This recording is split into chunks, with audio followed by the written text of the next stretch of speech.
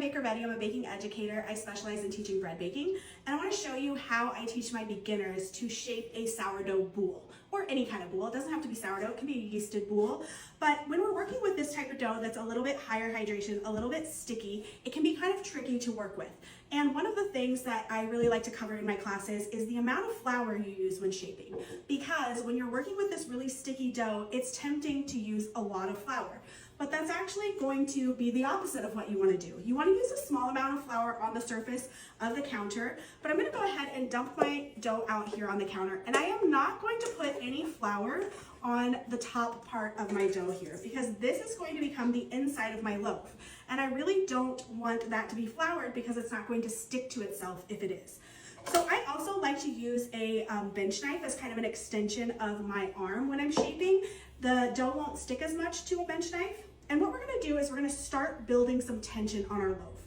The goal of shaping is to build tension so that your loaf wants to go up rather than spread out. So I'm gonna use my bench knife to get under the side that's the closest to my body. I'm really kind of shoving the bench knife under it.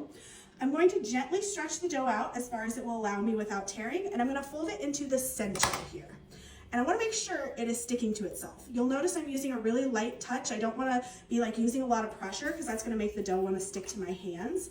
I'm gonna come over here to my dominant side. I'm gonna get that bench knife underneath it. I'm gonna stretch it out as far as it will allow me without tearing, and I'm going to fold that right into the center and make sure it sticks to itself. Now we're going to go to our non-dominant side. Again, get the bench knife under, give it a stretch out, and fold it into the center. At this point, you should have something that looks like a swaddled baby or a burrito. We're starting to build some tension here. We did the bottom up, the two sides in, and now we need to do the top down. So same thing we've been doing. I'm gonna get under the top with my bench knife, give it a little stretch out, and fold it into the center. So we've started to get some tension here, but now I need to get a little bit more. This is gonna be my bottom. This is gonna be my seam side. So I need to flip it over. I'm gonna get under it with my bench knife and give it a little flip. I'm being gentle with it because there's a decent amount of air in here, and I don't wanna lose all of that air I have in here. Now I don't want the top of the dough to be sticky. I really don't want it to stick to my hands while I'm shaping because that is going to be very difficult to get tension on the dough. So I'm sprinkling flour over the top, and I'm really rubbing it around the whole top of the dough and around the sides, so I'm not sticking to it while I'm shaping.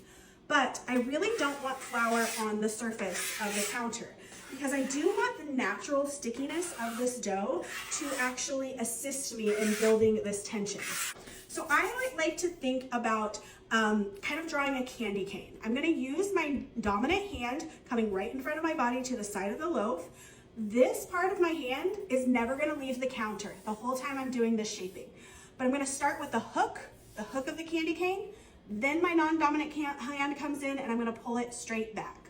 So I'm gonna go hook of the candy cane, non-dominant hand comes in, and we're gonna use both hands to pull it straight back. I'm kind of tucking my fingers under as I pull back. Hook of the candy cane and pull it straight back. The reason I emphasize that this part of your hand doesn't leave the counter, it needs to stay attached to the counter, is because when you pull back, if you bring your hand up, your loaf is going to roll. We're not trying to roll it, we're just trying to drag it across the counter to build that tension. And you wanna just do that maybe 4 or 5 times until your loaf is really standing nice and tall.